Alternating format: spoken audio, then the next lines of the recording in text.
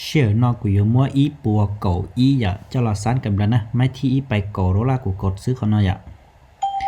อีปัวเก่าอีอย่าเปตุเลอีร้องเก่านะเจกูอยู่มัวเจ้าละซันกำไรกับมุจ้าอีปัวเปเจ้าซื้ออ่ะเจเอากำไรย่อ1โรล่านะเจเราไปลุ้นเชกูเปิดสามารถอยู่ว่าเทรดซันกำไรเตาเนี่ยจอครอบนอนเนี่ยเฮาตละ BNB นะรู้เชื่อเนี่ยจั่วมองไปเก่าจั่วอย่ารู้เชื่อจอตู้นะเจเราไปลุ้นโอเคแต่ชิโนกูกดซื้อเตานึกูเย็นจั่วเถอะถ้าสิกูจังเจ้าด่านซะเวนมูรออย่าถ้าสิกูจังตินี่จั่วเตาวิสุดท้ายตัวเป็นน่ะโอเคสวยงั้นน่ะไม่ที่ไปเวียนไปอ่ะเจไปโกโรล่านะเจไปเตากำไรยาจั่วอยู่ 10% เจเตายาว่า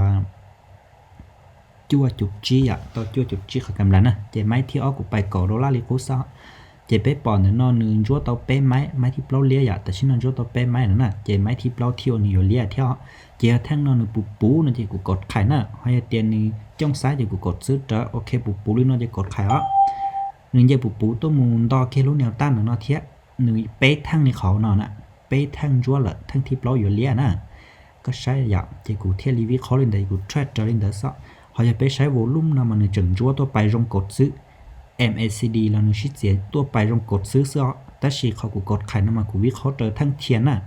เป้มันจั่วไม่ที่เปล่าเลียซะเจแต่ชินกูกดขายเตาแต่ชินนึงจั่วละเราไปลุ้นน่ะวิสุดท้ายชินนึงปวดตีนใจเลียตัวเปียยังนึงรอเลียเจเป้ถือว่าโอเคนะโอเคลินอเจเจอกันวิเคราะห์ชับเลยนะอย่าซิลิเป้กูหายไปใช้โวลุ่มมานึงจั่วตัวไปให้ซื้อกันลอนดอก MACD นึงชินทุแต่สิไปใช้เกียร์อดีมเดอทั้งเทียนเนาะเป้มันจั่วไม่ที่เปล่านึงเลียตอก